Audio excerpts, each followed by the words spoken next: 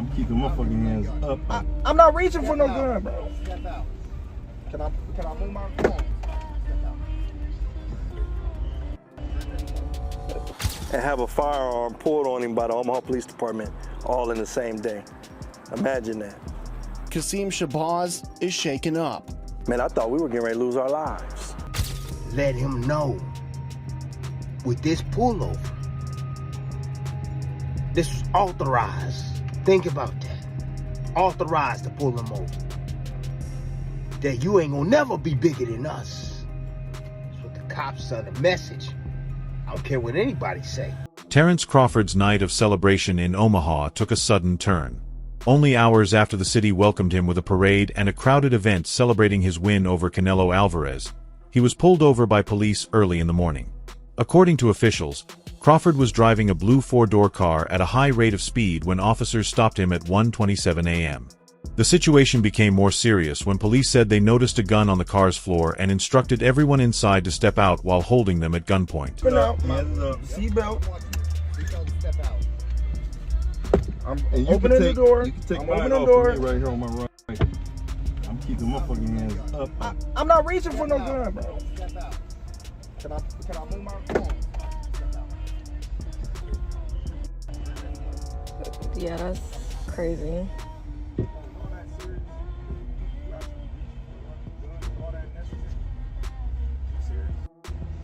Tim Bradley shared his thoughts on what happened during Terence Crawford's traffic stop, and many people found his take direct and eye-opening. Bradley felt the incident was not just about a simple traffic issue, but more about making a point to the champion. He explained that Crawford's level of fame may have led some authorities to feel it was necessary to show that success does not place anyone above the law. Bradley likened it to a familiar situation where a happy moment suddenly turns uncomfortable, almost as if a big celebration can't end without some disruption. His comments struck a chord with fans who saw the contrast between Crawford's night of victory and the stress of police lights and a tense roadside moment. I mean, Terence Crawford, he on the highest cloud, bruh. In his city, let him know. Let him know. With this pullover, this was authorized. Think about that. Authorized to pull him over. That you ain't gonna never be bigger than us. That's what the cops send a message. I don't care what anybody say. The cops send a message. This our city. You might got the key, but I got the handcuffs. That's what that was. Yeah. And before y'all start talking about my ceiling real quick, my roof, hey, it been raining and stuff. Hey, it's raining now. The clouds is out right now. You can see them in the background. I'm gonna go watch the damn car in a little bit once this rain stops. But anyways, back to the video. Oh, man, look. You ain't got no city until you got the police. That's a fact. Yeah. Shoot, you ain't got no city unless you got the police. Don't ever forget that. You gotta have the law enforcement on your side, man. They gotta be looking out for you. For the good. Not for the bad, for the good. Yeah. Terence Crawford, it don't matter what you do for your city, man. Bruh, I'm letting you know right now, man. With this incident right here, they waiting on you to do something bad. This dude right here, he was trying to jack you. He was trying to catch you slipping. That's all it was. Seeing you on TV, displayed all on TV, parade shut down and stuff. He gotta be, securing certain points and stuff like that. He mad. He mad to see you. Crawford's head of security described the stop as a deeply disturbing experience. He said that from their point of view, the officers seemed tense from the start and pushed the situation to a level that caused real fear. Being forced out of the car at gunpoint during what was meant to be a weekend of victory made everyone with Terence Crawford feel like their lives were at risk. He explained how fast the mood changed from normal to dangerous, leaving a lasting impression he called one of the most alarming moments of his career. In his view, what happened went far beyond a simple traffic stop and became an ordeal no one there will ever forget. The passenger seat, the same man who rode on the float with Bud during Saturday's parade. Be a man who can get to receive his second key to the city and have a firearm pulled on him by the Omaha Police Department all in the same day. Imagine that. Kasim Shabazz is shaken up. Man, I thought we were getting ready to lose our lives. Being the head of Terence Crawford's security, Shabazz has seen a lot, but nothing like this. Oh man, it was terrible. It was terrible. Early Sunday morning, Crawford and his team were leaving an after party following his parade. According to police, they pulled their vehicle over near 12th and Cass Streets for reckless driving.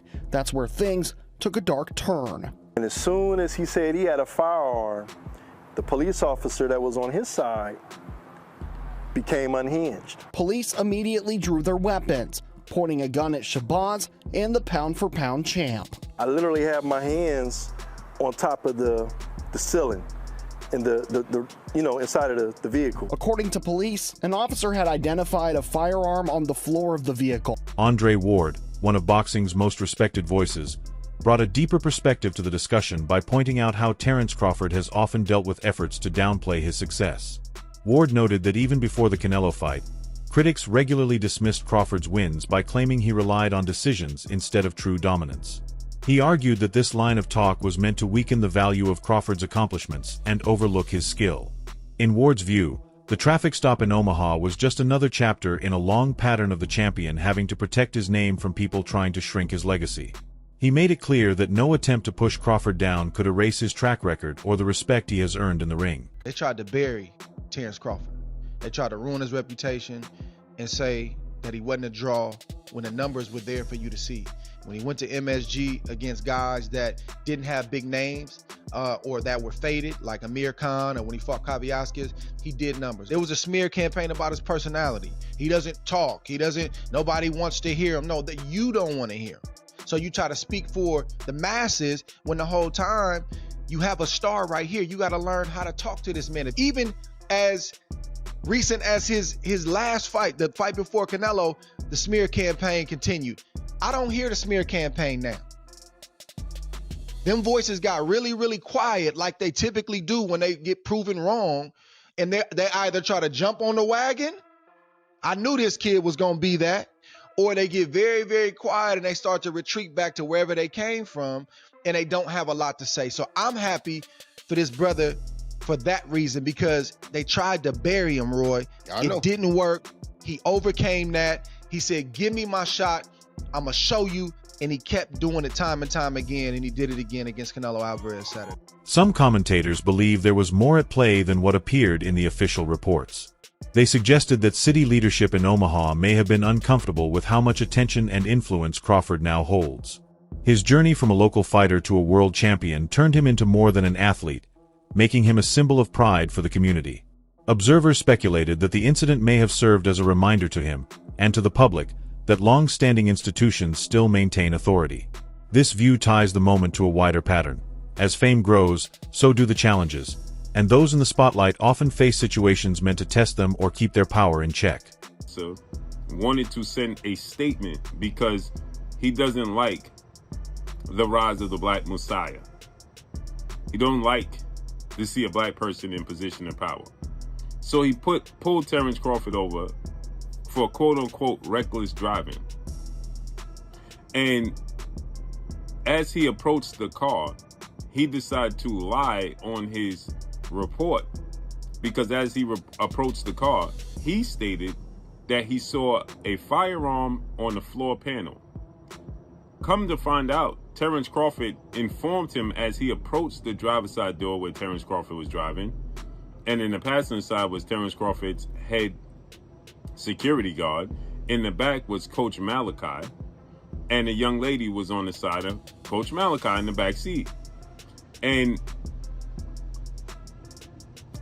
Terence Crawford has legal firearms, and of course his security has legal firearms. They informed the officer that they have legal firearms in the vehicle. He then brandished his firearm, pointed at Terence Crawford's face, and then got very aggressive as Terence Crawford got, and his security and everybody in the vehicle, Coach Malachi, got nervous because he started to show the actions and body language of somebody that wanted to do something completely left.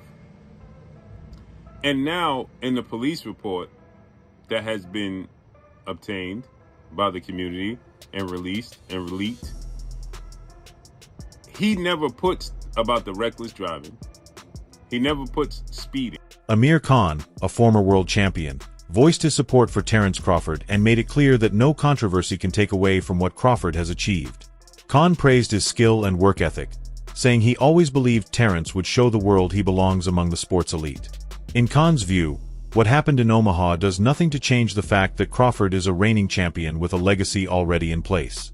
He added that efforts to apply pressure or downplay Crawford's success will never alter the truth of his greatness. For fans, Khan's words were encouraging, serving as a reminder that real talent always rises above criticism.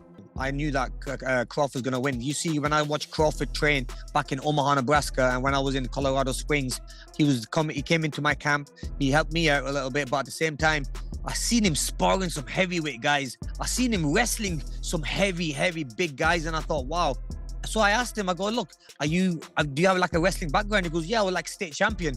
So that showed to me that this guy is a solid, strong person. Like, no one can push him around. No one can dictate. No one's going to put pressure on him where he's going to feel hurt, because he knows how to control the ring. When it comes to box IQ, like, his IQ in boxing is probably the best. I mean, he knows what punch to throw. He knows how to maneuver these heavier, big hitters and also take away their power and put his own shots in. So yeah, he's up there, one of the best ever, really. You know, as an ex-fighter champion, I'm just curious. We heard yesterday Dana White says he's not going to acknowledge the WBC, IBF, WBO. He's going to have his own belt and the ring belt. And they want to potentially make changes to the Ali Act as well. This is a big thing here in America. How do you feel about, is it time to make these changes and evolve, or are you more old school and think they shouldn't happen? Ariel, I think it's the time boxing needed to change a little bit. The gap between the official statement and the stories from those involved led to very different views of what happened that night. The Omaha Police Department labeled the incident as a simple traffic stop for reckless driving. However, Crawford's head of security described it as a frightening experience, saying the officer's behavior went too far and felt needlessly aggressive. These opposing versions sparked questions about honesty, clarity, and responsibility. For many people, it was hard to understand how a routine report could differ so greatly from the first-hand accounts of those who believed they were placed in serious danger. Police report, but now we got information from Terence Crawford, his own team, and they're saying something completely different. If you listen, his head of security, Shabazz, said he was shaken up. He was like, I thought we were going to get popped by the cops that night. And crazy enough, he teaches classes on how to de-escalate and deal with police officers. So, you know, at least that's what they're saying his credentials are. So he knows how to de-escalate situations and still had a problem with Omaha PD. And the other thing that is different, he's saying that they didn't even know that he had a gun on him, or there was no gun on the floorboard, which changes things. So I can't wait till we get down to the nitty gritty and the body cams and this and that, because now this shakes things up. This is no longer the story we were being fed from TMZ. This is something different. The TMZ article said the cops pulled him over for reckless driving, fair if he was doing it, and seen a gun. And in my video, I said, if those things are true, then yeah, the cop can take you out the car for everybody's safety, including their own. City leaders in Omaha quickly saw how serious the public response had become and stepped in to calm concerns. The mayor and the police chief both released statements saying the incident would be fully reviewed. They stressed that an internal affairs investigation was being launched to promote transparency and protect public trust. While these messages were meant to reassure the community, many people remained doubtful, feeling the official explanation downplayed how intense the encounter really was. Announcing an investigation was seen as a necessary move, but for many, real judgment would depend on whether follow-up actions truly matched the promises. Analysts also took a wider view of the situation, pointing to it as another example of the tension that can surface when one person rises to major prominence within systems long controlled by powerful institutions. Department put out this statement. The mayor put out a statement as well. Really no meat to it, except like he's going to do an internal investigation. Everything else felt a little political. Okay, Omaha Mayor John Ewing and Police Chief Todd Schmaderer, are aware of a video circulating on social media regarding the traffic stop involving Terence Bud Crawford early Sunday morning. Chief has authorized an internal affairs investigation. Shortly before 1:30 a.m., officers working in the downtown area observed a vehicle driving recklessly near North 12th and Capitol Avenue. A traffic stop was conducted at Cass Street. So he's pulled over because they said he's driving recklessly. All right. While speaking with the driver, an officer observed a firearm on the driver's side floorboard. I'm going to read that sentence to you again. While speaking with the driver, an officer observed a firearm on the driver's side floorboard. That is important. For safety, all 4 occupants were ordered out of the vehicle at gunpoint. The driver was later identified as Mr. Crawford upon verification of his driver's license and was issued a citation for reckless driving. One passenger, a member of Mr. Crawford's security team, was also found to be carrying a legal firearm. Okay, so that's 2 guns in the car, legally. Police have confirmed that all occupants are legally permitted to carry firearms. The police supervisor and lieutenant responded to the scene at Mr. Crawford's request. So he requested a supervisor and lieutenant to show up. Blah, blah, blah. Okay. Some analysts argued that people in positions of authority can feel threatened when someone else rises quickly and gains strong public support. From that perspective, the Omaha traffic stop may have had less to do with driving and more to do with tension between individual success and long-standing power. It reflects an old reality. As influence grows, resistance often follows from those already in control. Public discussion also raised concerns about possible bias. Commentators suggested the stop might not have been based only on police procedure, but also on deeper social factors. While many spoke carefully, they felt Crawford's experience mirrored a broader pattern where people are sometimes judged by who they are rather than what they did.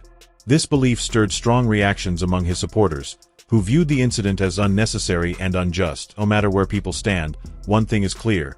Crawford's situation sparked a wider conversation. It went beyond one man's encounter and opened debate about justice, fairness, and equality in everyday interactions with authority.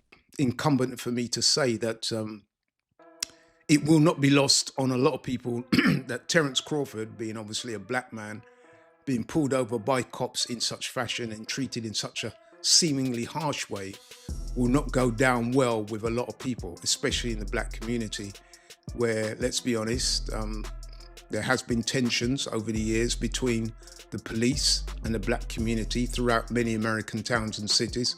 So let's be honest, this incident will do nothing to improve relations between those two groups, that's for sure. Because make no mistake, this is an incident that could have gone very left, very, very left. And someone could have got hurt, maybe even fatally hurt. And I'm not exaggerating when I say that, because we've seen in the past where incidents of this nature have ended up very badly. So yeah, there's a lot of people who are very upset by this incident. As I said, I've not heard anything from Terence Crawford or anyone related to Terence Crawford, anyone to do with his inner circle. I would imagine he'll be releasing a statement soon. There are some people online who are suggesting that Terence Crawford may have grounds to sue. There are others saying that he might not want to sue because Terence Crawford is a much loved member of the Omaha, Nebraska community, and he does a lot of work for the city, so he may not want to sue the city. However, it'll be interesting to see how this one gets resolved. That wraps up today's video. Thanks for watching, and stay tuned for what's coming next.